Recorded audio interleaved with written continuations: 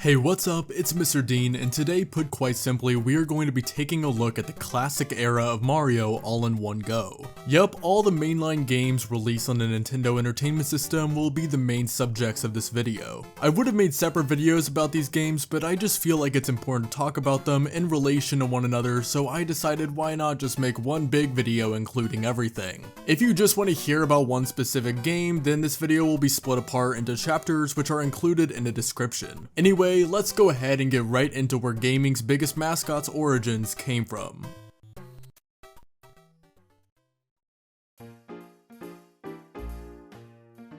Now, the story behind the creation of Mario has been told about a solid million times by other people, so what I'm going to say is certainly not breaking news or anything. And for anyone who is already familiar with how the games came to be, here is the time code where I start actually talking about my thoughts on the games themselves, but for anyone who happens to not be familiar with it, here we go. Also, keep in mind that this is going to be a relatively simplified version of where it all came from. So I feel like when people that don't already know this find out the following information, they always get flabbergasted. Nintendo as a company started all the way back in the late 1800s. Yes, originally they were a big player in the Japanese Hanafuda card business, those being cards primarily used for gambling or standard play. The company, originally founded by Fusahiro Yamauchi, primarily worked in this industry up until the 1960s, whenever it expanded its production to also things like other games and such. These products were pretty all over the place, however it wasn't until the 70s when the company set its sights on the quickly emerging video game market. Around this time, there were big players like Atari making their own primitive home consoles in the bustling arcade scene. Nintendo already did have a presence in the Japanese market with their Game & Watch and Color TV system, however they hadn't fully converted the success over towards other markets such as North America. Eventually, the company turned to designer Shigeru Miyamoto to come up with the premise and story for what could be a hit arcade game. They needed something that would make themselves stand out in the market, and that is where we received Donkey Kong. The riveting story of a carpenter saving his girlfriend from an ape would be the big catalyst that would eventually take what started as a Hanafuda producer into the gaming conglomerate that it is today. Originally, the plan was to create a Popeye game, however, whenever the license to create that fell through, that is what led to all the characters being swapped around. Anyway, this game was just the arcade hit that Nintendo was searching to create. The simple premise of jumping over barrels in order to save Pauline was easy to understand while being immediately captivating and addicting to improve at, really being the backbone behind any good arcade game. Now, as for my personal thoughts on the game, I'm honestly not really a huge fan of it. Not saying it's a bad game by any means, it just doesn't really click for me. I feel like controlling Mario is just really clunky, which makes sense considering how old the game is, but it is still worth noting. I do enjoy the strategy involved in playing the game, in which there is a lot of, by the way, whether that be predicting the patterns of how the barrels and other obstacles are going to move or when to go for hammers. There's a lot going on. I just don't see this as a game I would really come back to nearly as much nowadays. It's fun every once in a while, but just not one that I'm all out in love with or anything. So now Nintendo had a hit arcade game, and so naturally they decided to try to create some form of a follow-up based on the protagonist from said game. In fact, before they could really do that, they needed some name that was more marketable than just simply Jumpman. The story goes that Nintendo ended up naming the character after the landlord for Nintendo of America, Mario Segale. The gaming historian made a really good video over how not only Mario, but various other of the franchise's iconic characters got their names. By the way, there is a much better deep dive on his channel for this. Anyway though, they swapped him to being a plumber instead of a carpenter and gave him a twin brother named Luigi. They used these two new identities of characters to launch a brand new arcade game called Mario Bros in 1983. So compared to the modern Mario games that we are accustomed to now, this one functions a little bit different. Basically, we are in a sewer system, and being that we are plumbers, it is our job to take out the enemies that are infesting this grotesque place. Unlike what many expect of a Mario game though, you stay in this confined location and you do not actually take out enemies by directly jumping on them. Instead, you jump from underneath and take them out with them laying on their back. Staples of the Mario franchise were established here though, such as using a POW block to flip over everything on screen, the iconic design for the green pipes, and the enemy designs evoking the same look as what we would later come to see as Koopa Troopas. There are also various levels here with new enemies and obviously harder gameplay being revealed with each one. Much like the Donkey Kong arcade game, the controls are extremely clunky and tight. Unlike future Mario games, the physics of how jumping works are a lot to get used to. Once you are in the air, you cannot change what direction Mario is going in. With that being said, I personally still find this game more fun today than Donkey Kong. I kind of have always sucked at Donkey Kong, and while I wouldn't say I'm like good at Mario Bros arcade or anything, I was kind of having a good time playing it. I like how every so often a bonus challenge will appear where you have a time limit to get all of the coins on screen, and these are actually pretty stressful, especially in the latter stages when the platforms are iced over, for example. Much like Donkey Kong, much of this game is built around pattern recognition, and once you do start to understand the properties of how the game and enemies work, it becomes a lot of fun. Alright, so we got our characters pretty much established now and a pair of successful arcade games, so surely everything is all sunshine and rainbows, right? Well, unfortunately, around this time we got troublemakers in the home console market under the name of Atari. Atari had become a household name by this point. Even those who didn't play video games were in some sort of familiarity with their business. And those that were into video games were more than likely to own an Atari system, such as the popular 2600 at the time. Some very iconic games were found on the system, and unlike arcades, it was playable at one's home with a controller and a television. However, there was a slight problem. The games were starting to suck. Video games were still such a new thing that many were wondering if this was nothing more than a brief era of society where something was popular and then died out, with this specifically being regarding the video game home console market. The breaking point would famously come with the release of an E.T. video game for the Atari 2600, which was bombarded with harsh reviews. The game in many ways felt unplayable, and it seemed that in North America, home video game consoles would be a thing of the past moving forward. Nintendo had still been seeing success in Japan with their Famicom system, however the market across the Pacific Ocean seemed like it would be too reluctant to embrace their product. They still did decide to make the daring decision to release a similar system going by the Nintendo Entertainment System in North America, however they addressed the apathy of the American market by positioning it as a toy instead of simply a gaming system. They did this by packaging the NES with a robot called Rob, as well as the true game that started one of the most lucrative media franchises of all time, Super Mario Bros.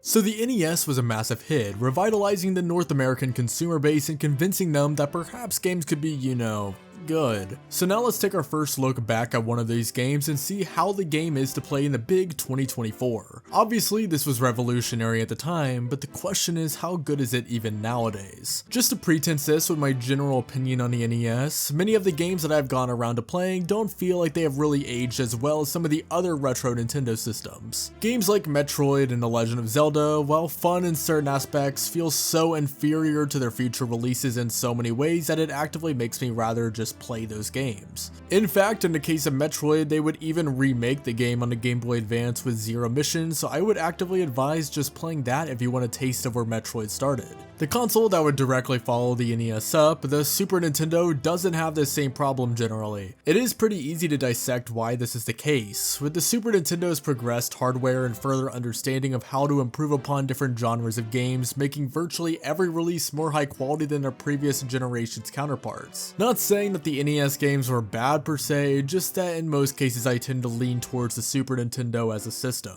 Anyway, I am very happy to say that in many ways, the original Super Mario Bros. Is an anomaly to the pattern. While there are many parts of this game that I will get into that I think are greatly nailed down in future entries, this is still such a damn fun game even now. Platforming games were not invented by Mario, although it is easy for that to be believed nowadays. This is because while Mario didn't invent platforming games, he popularized them to the fullest in a way that even previous hit games had not done completely. A similar thing can be seen with Super Mario 64 and 3D platforming games. It wasn't the first one, however it was the first one to do what it did as well as it did, or at least that's what many like myself believe. Really, the 2D platforming genre first gained popularity in 1980 with the arcade game Space Panic. With that being said, there is a lot different about this primitive form of platformer compared to the types of things that we are accustomed to seeing now. The levels level that you controlled didn't scroll at all, so you were confined to one space. You also were unable to jump with your character, with the vertical movement coming in the form of climbing ladders. Things progressed with the lovely Donkey Kong arcade game that we already talked about, with you as a player being able to actually do a jump motion in order to pad out the gameplay. As far as the home console scene, some games on the Atari 2600 did experiment with new ideas, like with Pitfall having the player traverse various single screen spaces in order to give the illusion of true movement. Other games like Jump Bug actually incorporated the concept of the level you are playing on scrolling, creating a more meaningful feeling of movement. Really, all this is to say that Super Mario Bros. By no means was the inventor of the platforming genre. I feel like a better way to describe it is that it took some of the ideas that previous games had and brought them all together to create the most finely tuned and polished experience that the genre had seen up to this point in time. This may be a really odd comparison, but as a big music guy, I just kind of thought of it. To me, Super Mario Bros. Is to gaming what the Beatles was to music. The Beatles were not the first big artist or group in the pop zeitgeist. They didn't invent rock and roll or anything. Much of the blueprints for that genre really goes back to the decades that preceded them, with blues musicians, artists like Chuck Berry for example, set the stage for many of the rock acts to follow. However, what the Beatles did was to completely shift both how pop music was consumed, produced, and perceived. To me, while not entirely the same, I think it is a somewhat similar comparison on a completely different sector of media. So without further ado, let's begin our Super Mario retrospective by talking about the first mainline entry in the series, Super Mario Bros. For the Nintendo Entertainment System.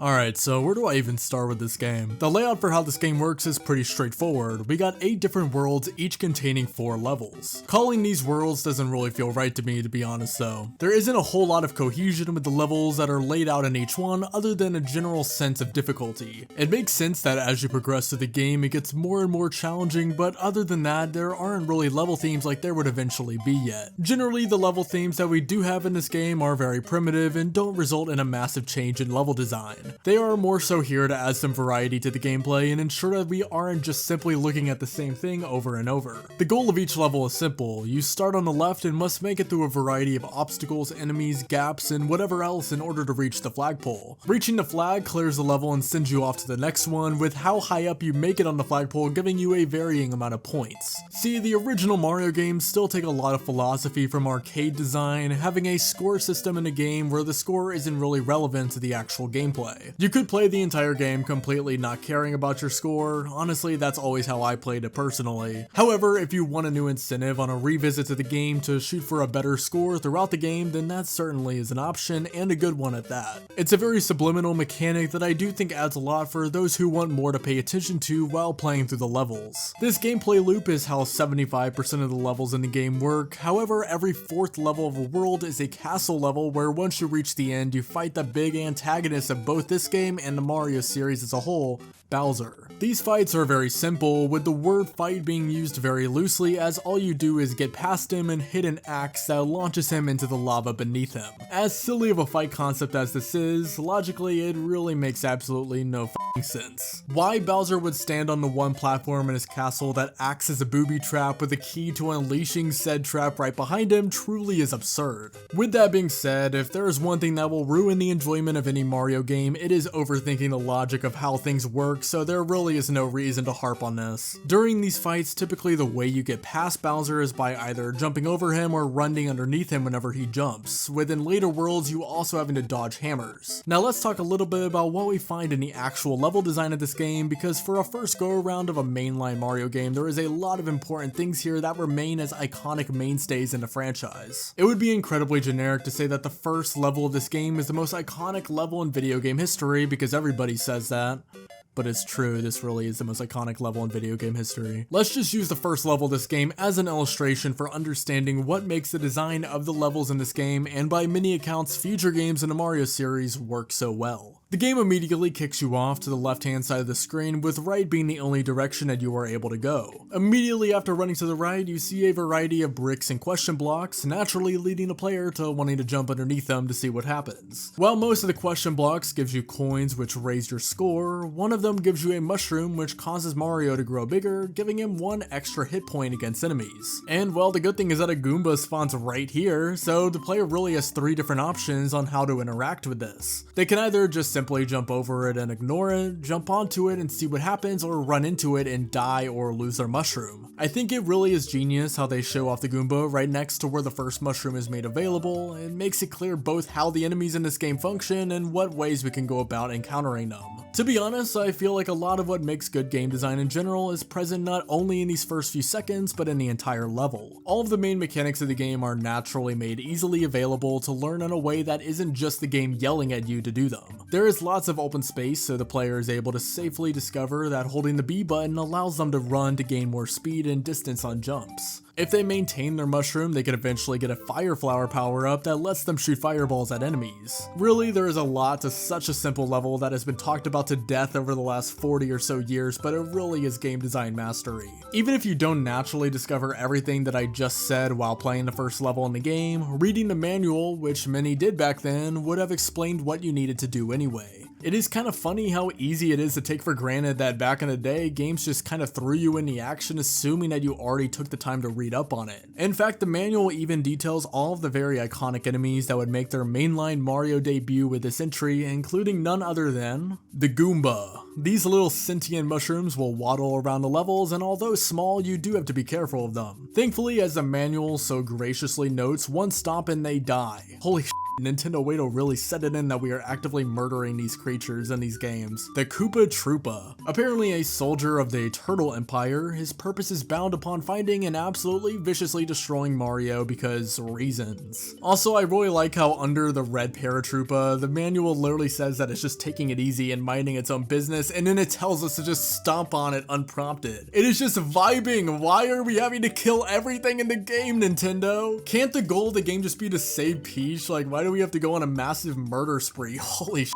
The Buzzy Beetle. Next on the card is the Buzzy Beetle, a tough little creature that is not impacted by Mario's fireballs. The Hammer Bros. Little bad guys that throw hammers, and I really hate these guys. Although I do like to imagine that they always talk in a hippie surfer accent given bro is in their name. They are just so annoying in this game. Lakitu, a turtle that drops spinies on Mario for some reason. It doesn't say he is ordered to do so, which leads me to believe that he is just doing this for shits and giggles. Piranha Plant, vicious man-eating plants that appear out of nowhere out of the pipes in the worlds. Now the manual is straight up using the word kill, by the way. We are no longer defending ourselves from these enemies, we are killing them in the words of Nintendo. The Cheep Cheep, the main creature that we run into when underwater, however also able to appear occasionally flying through the air. Thankfully they are safe from Mario's murder spree while in the air though, good for them. The Bullet Bill slowly moves through the air in an attempt to take Mario out, but thankfully we can stomp on it to, you guessed it, kill him. The Blooper, the final enemy denoted in the manual. This creature aggressively chases Mario, probably for entering his habitat and throwing fireballs everywhere, but who knows the true motive. The violence in this manual doesn't even just end here, by the way. Just a couple of pages later in the secret tricks section, the game specifies that you get more points by leaving no enemies alive behind you. What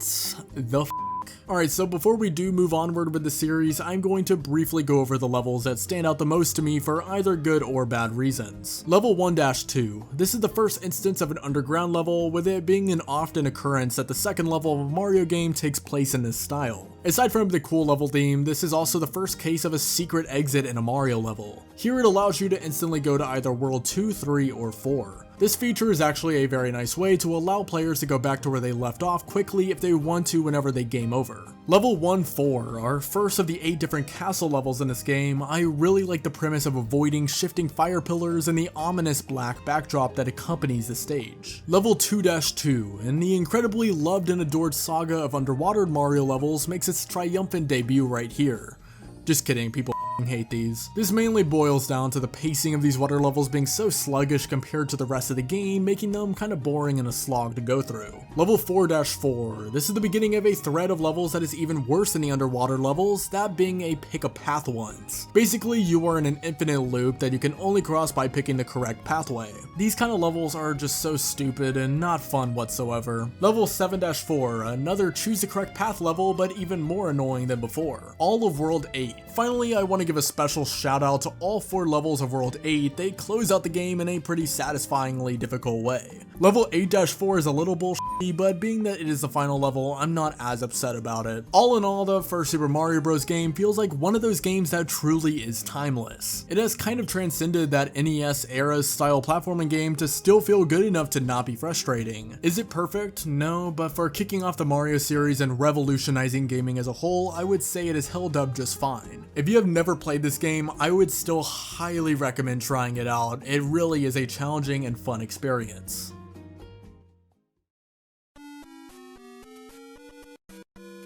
Following the both critical and commercial smash hit of Super Mario Bros., one could only wonder what the innovative series could conjure up next. The turnaround time for this new game was not a long one at all, which in a sense makes sense given how much of a colossal success the first game was. They were definitely eager to follow it up with another smash hit that would keep gamers hooked. So on June 3rd, 1986, Japan would see the release of the official sequel to Super Mario Bros., Super Mario Bros. 2. This was originally released for the Famicom disk system in Japan, which allowed games to be played on discs which could hold more data and be cheaper. Notice how I only said Japan there. I'll get more into this in a bit, but for a while other markets never got this release of Super Mario Bros. 2. The reason is very nuanced, and you have to do some deep analytical deep dives to really figure out why.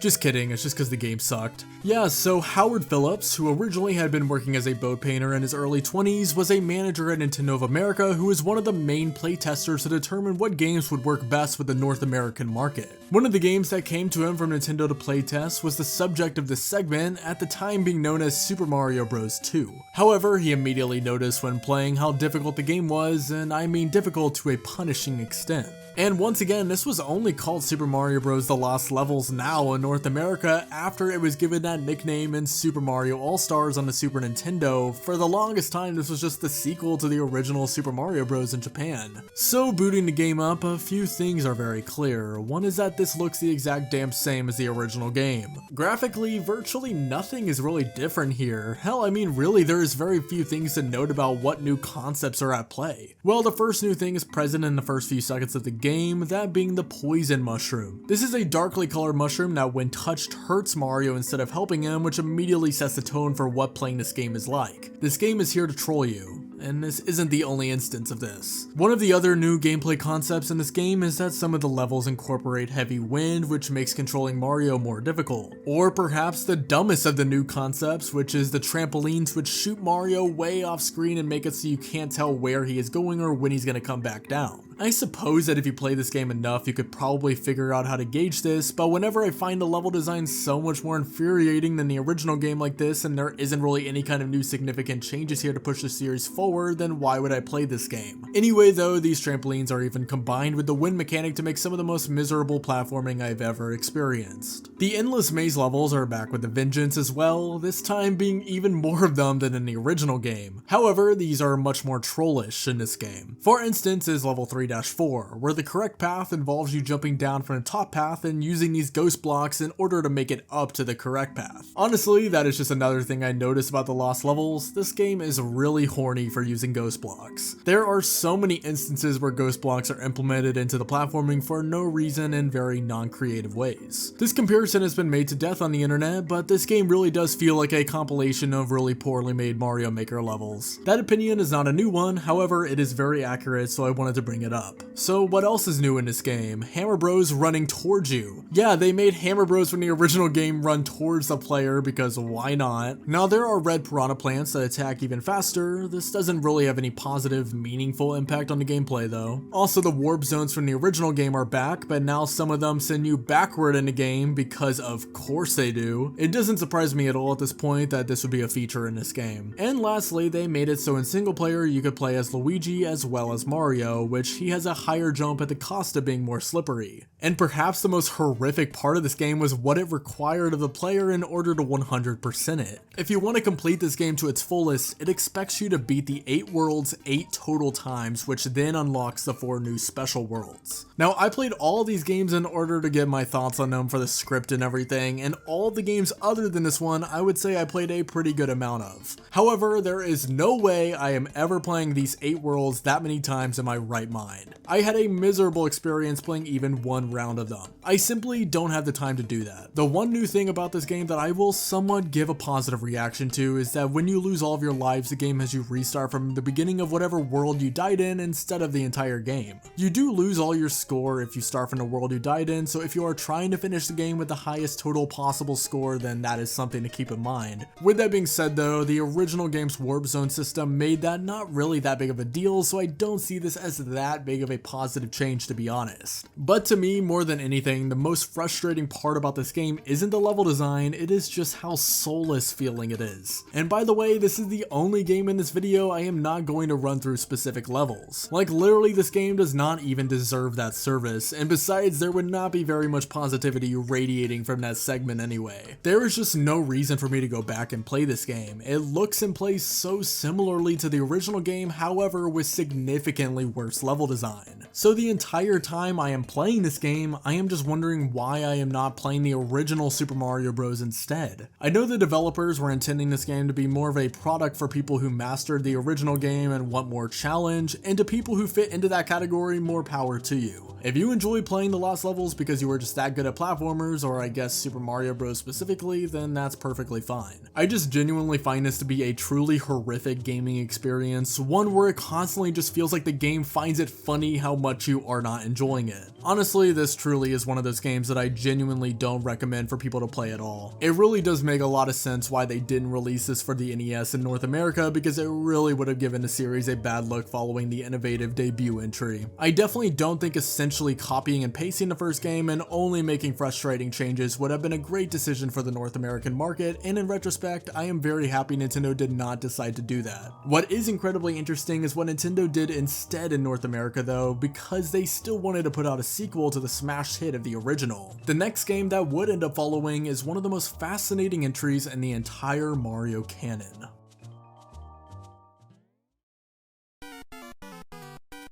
So as I mentioned when talking about Super Mario Bros. The Lost Levels, the North American branch of Nintendo wanted to put something out that would better align with pushing Mario forward instead of just existing to be frustrating. They needed to still put out a sequel, as some of their competitors at the time, like Sega, were beginning to establish their own characters. Nintendo had struck gold with the first Super Mario game, so now it was time to keep that momentum going over in the States. Due to the workload with other projects at the time, however, they decided the best course of action would be to take a former project and rework it into the next Mario game. Obviously, they didn't want to wait too long to release a new game for the hype to go down, so building a whole new one from the ground up didn't seem like the best option. Now, this may be pretty well known nowadays, but what they ended up doing was reworking a game called Yume Kojo Doki Doki Panic and using properties from that game when turning into the next Mario game. For instance, one of the big new additions was vertically based platforming. While not every portion of every level was vertically based, you would be able to escalate and de-escalate through the levels in ways not previously done in the original game. Originally though, the Doki Doki Panic prototype was shelved away due to the gameplay being deemed as boring.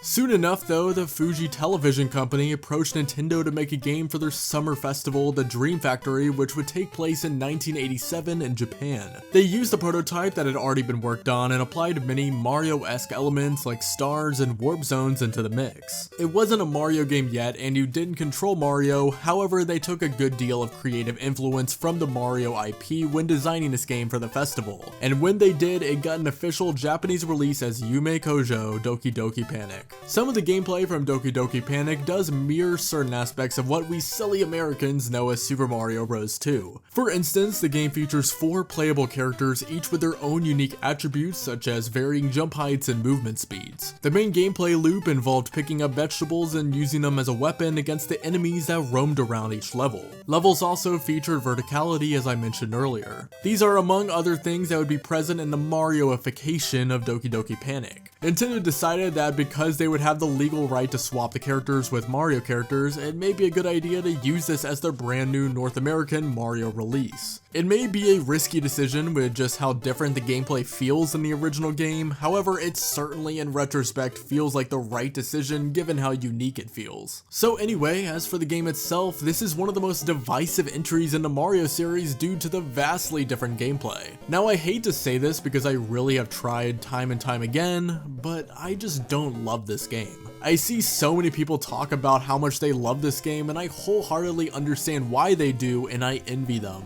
I think this is a wonderfully unique title in the series, however I have just never really found the gameplay and control scheme to be that appealing personally. And also just in general, whenever it came to playing this through alongside the other 3 games discussed in this video, this game really is in stark contrast compared to the others. For instance, Super Mario Bros. And Super Mario Bros. 3 are built around much more concise levels, whereas American Super Mario Bros. 2 has levels that last much longer than some of my college lectures, I swear. I am getting a little ahead of myself here though. Let's start out looking at the manual because we know just how intense these Mario plot lines can get. Normally I am joking around whenever I say that, but no, this game's plot is actually trippy as fuck. So essentially, as per the manual, Mario has a bizarre dream and has a vision from an alternate reality called Subcon, which is being controlled currently by the evil Wart. So yes, in the sequel to the series, Bowser is not even the antagonist, which is really f***ing funny to me. And then Mario wakes up and urges his other companions to go save Subcon, and what the f***? What if this whole game is just this really meta dream that Mario has where he wakes up and completes the quest in his dream, but it doesn't actually happen at all and Subcon isn't even real? Anyway, you can totally just jump into this game without reading any of that, however I think it's a really adorable and silly bit of context to throw into the game. Once we actually do boot up the game though, one of the new features is thrown right at us, being the ability to choose between 4 different characters. Whether you choose Mario, Luigi, Peach, or Toad makes an impact on the feel of the controls with their varying movements. However, being that I'm a basic boy, I mainly just stuck to Mario. However, I also found Toad to be pretty fun. I do think it's pretty cool that with the second game in the series, you can play as the same princess that you were saving in the previous game. And also right away when jumping into the first level, we see another thing that this game introduces, that being verticality. The first 1.5 games, because I'm done pretending that the Lost Levels is its own game, don't really play with the concept of basing levels around the y-axis that much. This time around, the screen will shift between different vertical sections of the levels, with the game literally throwing Mario down a bunch of cliffs to kick off the first level. And yet another new change is quickly apparent. You will soon discover that jumping on enemies no longer takes them out like it did before. In fact, the enemies in our way are completely different compared to the Goombas and Koopa Troopas we had before. Now you have to take enemies out by either picking them up and throwing them or hitting them with plants plucked from the ground. Before I talk about my annoyances with this game though, let's first go over the things that I liked throughout my playthrough. Each of the sets of levels are divided among a varying set of worlds, each with their own little theme. This is in contrast with the complete randomness of the original game with how the very minimal amount of level themes were dispersed. Here you got 7 different worlds split across different environments like desert, ice, night, or even up in the sky. This did help to keep the gameplay a little bit more fresh from a visual perspective compared to its predecessor. As well, the new enemies that they did introduce with this game generally are still very iconic to this day. Shy Guy, Sniffit, Bob-omb, Birdo, and Ninja are all hits whenever it comes to brand new characters. Occasionally you will pull up this red potion, which throwing it allows you to enter into an alternate dimension called subspace for a very brief time. The catch though is that where you place the door determines where the screen will allow you to go, hence determining what you are able to get. This is definitely one of those things where if you really have the time to dive into this game, you can investigate all throughout the levels and keep tabs on where the bonuses are throughout. Also, one more thing I will bring up is that the boss fights in this game are actually pretty damn fun. Some of them actually can be a little bit tricky too until you really understand their patterns. Alright, now just like with the original Super Mario Bros. Game, let's run through what to me are some of the most significant levels either for positive or negative reasons. Level 1-1, this is an excellent opening level to this game. It immediately showcases the verticality of the level design in this game, it shows off the doorways to subspace and the new way of defeating enemies. As well, the ability to climb up vines is shown off, and finally the mini boss against Birdo is at its most straightforward here. Level 1-2, this is another great level that introduces plenty of features that are new to this game. This includes flying on a magical carpet, going down these vases acting as pipes, one of which gives you a key to open a door. However, be careful when picking up this key since an enemy called Phantos will chase you down while you hold it, which is horrifying when it happens. And in this level, we use bob-ombs to make our way through the cave section by blowing up parts of the wall. Level 1-3, I just want to quickly shout out the final level of World 1 since it has our first real boss fight where we throw bombs at Mouser, which I think is pretty fun. Level 3-2, this one has us going above and beneath ground repeatedly and doing really obnoxious tasks like time dropping a bomb in order to let a hole in the wall. Level 3-3, quite possibly the scariest instance of having to run for your life while holding the key. Phantos truly is not f***ing around here. Level 4-1, halfway through the level we ride in a rocket ship. That's pretty f***ing dope. Level 4-2, this is another pretty fun level. You gotta dodge these enemies flying really quickly, some fun pattern recognition going on here. By the way, I'm bringing up like every level right now. I guess that they're all just really that good, I guess, I don't know. Level 4-3, this right here is where I noticed the difficulty really start to shift. This whole level was a lot of fun and a good challenge, and the boss fight at the end is a really fun game of figuring out the best way to utilize the ability to walk from side to side. Level 6-2, I don't really like this one because you just kind of have to wait on these flying dragons. Now, with all that being said, the whole way this game controls at its core just doesn't really resonate with me the same way that basically every other game in the series does. And when you combine that with the sheer length of these levels, playing through the game did get to be a little draggy at times. I know I was pretty positive with a lot of the levels, but that was more me critiquing the actual level design of them, not the gameplay. There are also lots of just really bizarre gimmicks that kept being implemented in the levels too. For instance, there's a lot of times where you enter a room and you have to burrow yourself down patches of sand, and I hate doing this. Like I mentioned before, this game also introduced verticality, however, sometimes doing things like climbing were somewhat clunky. I really respect the new direction in a sense, literally, however, I just think it had some growing pains with this entry. There are also little other minor annoyances that I have with this game. For one thing, you fight Birdo like every level. Now, I will give it to them that they did put work in to try to make this fight a little less derivative than it otherwise would have been. Sometimes throughout the game, Birdo will only spew out fire, meaning that you have little mushroom pad things that you have to use. This isn't as monotonous as, say, Super Mario Sunshine, where you have to fight the same thing over and over and over in multiple instances, and it was less fun there, sorry not sorry. Thankfully, the rest of the boss fights at the end of the world were pretty fun. That's not a complaint or anything, I just wanted to say that again. But once again, I'm really not trying to just knock on anyone who finds enjoyment out of this game. That is fantastic if that is you. At the end of the day, I respect this one a lot more than the Lost Levels because it actually feels like a new game. But yeah, thankfully the third and final NES mainline entry would be to this day one of the most glorious gaming experiences of all time.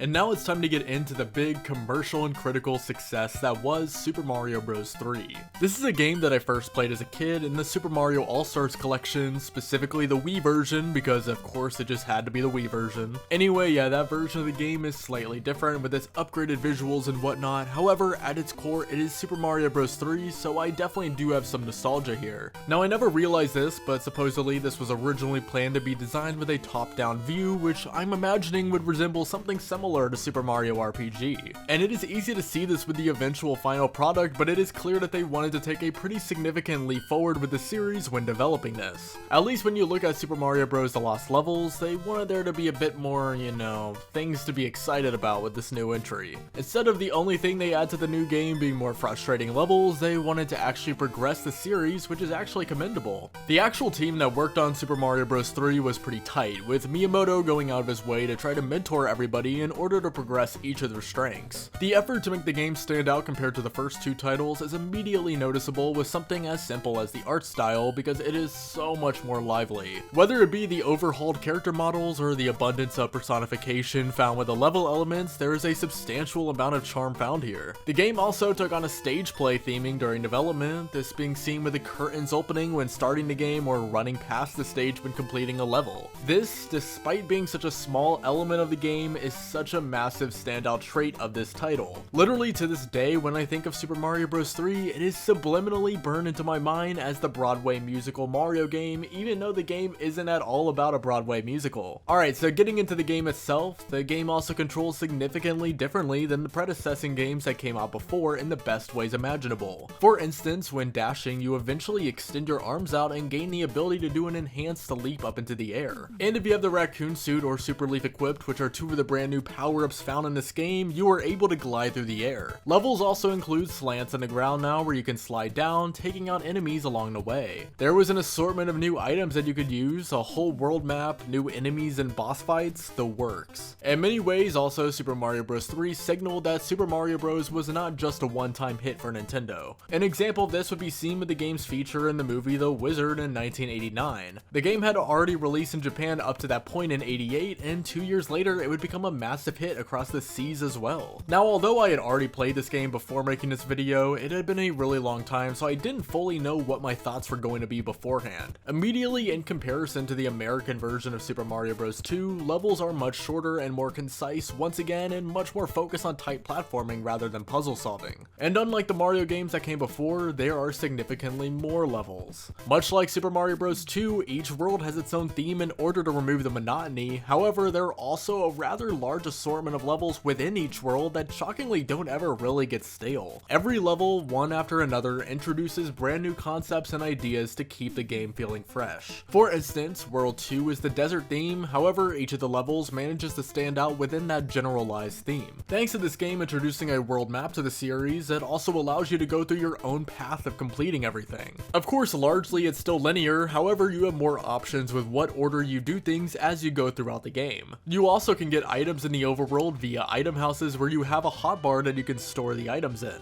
This allows you to both enter levels with items and interact with the overworld itself with them. For instance, you can use the cloud power-up to skip a level or the hammer to break apart obstacles blocking your path. Super Mario Bros. 3 would be the entry point for a brand new set of characters, fleshing out our villain list as well, that being the Koopalings. In the manual, the Koopalings are even on record saying, "We love being mean."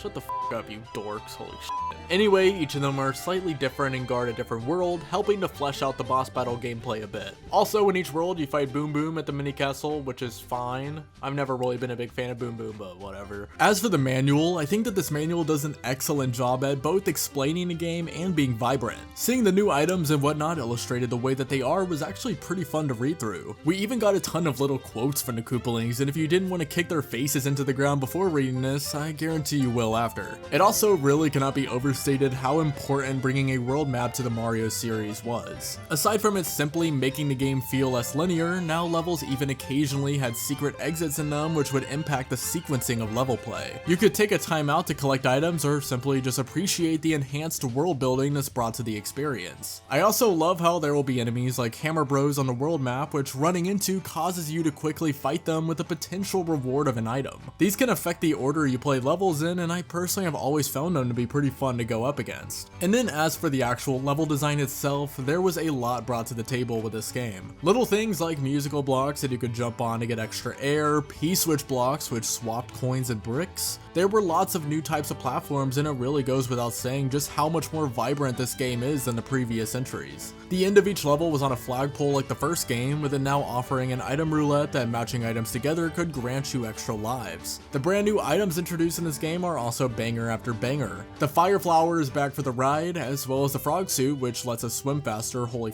shit, thank you for this. And then we also got the Super Leaf that both lets us whack our tail around and fly in the air. And then the Hammer Suit is also introduced, which allows you to throw hammers with a vertical arc in contrast to the flat line of throwing fireballs. And just to really nail down the visuals of this game, level backgrounds and set pieces are much more detailed and in-depth than before. And alongside the new items, we also got plenty of new A-list Mario enemies like Dry Bones, Chain Chomp, and Boomerang Bro. Also, another thing that I cannot forget to mention is that the soundtrack for this game is just great. There are numerously more tracks that play while going through a playthrough of this game, and way more that I actually latched onto and remembered. Now, is this a completely perfect game? Well, just like any other game that has ever come out, no. For instance, fighting Boom Boom over and over in the fortress levels gets to be a little bit monotonous. Yes, Boom Boom gets marginally more difficult in later worlds, but it really is not that different of a fight. At the end of the day, well-timed jumps can take him out within seconds in each and every encounter that you have with him.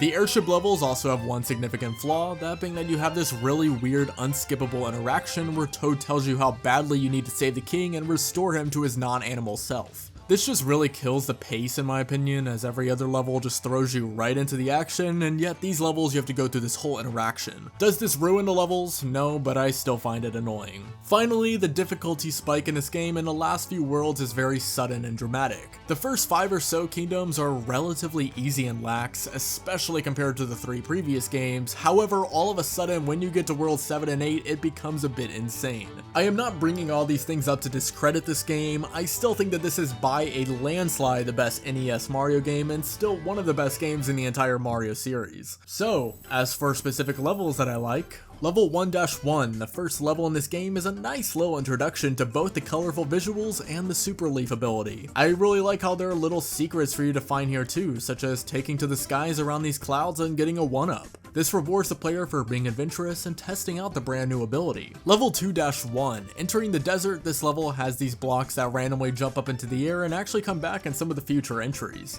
Level 2-airship. This is the first airship level that I will bring up since, yeah, that's a thing now, and the levels themselves I do enjoy. This one has us dodging a lot of bullet bills, and this is a rare instance of there being an auto-scroller and me not really minding it. Level 3-1, our first level in Waterland, I kinda like how there are just pipes that blow you around. Level 3-Fortress 1. This is the first fortress level in World 3, and it sucks. It is one of those choose the right path levels, and as per usual, I hate it. Level 4-3. Here we got these gigantic hammer bro guys that shake the ground whenever they land, and I still find it very memorable for that reason. Level 5-3. This time around the script is flipped with the level moving from right to left. Pretty fun stuff. Level 5-9 is a good example of an auto-scroller that is stupid. Level 7-Fortress 1.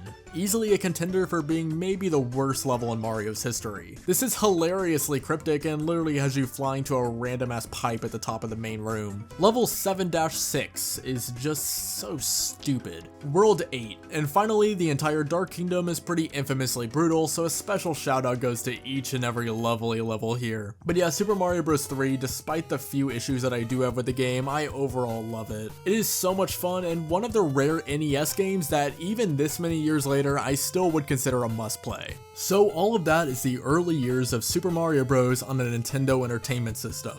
I honestly gathered a lot more thoughts on these games after replaying them than I was expecting to. For example, I hadn't really played Super Mario Bros. 3 since I was a little kid, so I didn't really have that full attachment to it that I have now. Before replaying Super Mario Bros. 2 for this video, I thought that I absolutely just did not like it whatsoever. However, upon replaying it, while I don't love it, I have a lot more understanding on the reasons why people like it, and I can totally see myself coming back to it in the future. Super Mario Bros. The Lost Levels, yeah, never mind, I still can't stand that one. Regardless though, this video was months in the making as I wasn't really able to just record all of this in one go. This is probably the biggest uphill battle I've had working on a video with everything else that I had going on at the same time, so I just wanted to say that I really appreciate you clicking on the video and watching through. Like I said at the beginning too, by the way, this is definitely not the most comprehensive review on these games on the internet or anything. This is more so just for me to get my own personal thoughts and opinions out there. This was a much more experimental type of video too, so feel free to let me know whether you like the style of video and if I should return to it. Thank you for watching once again, and as always, peace out.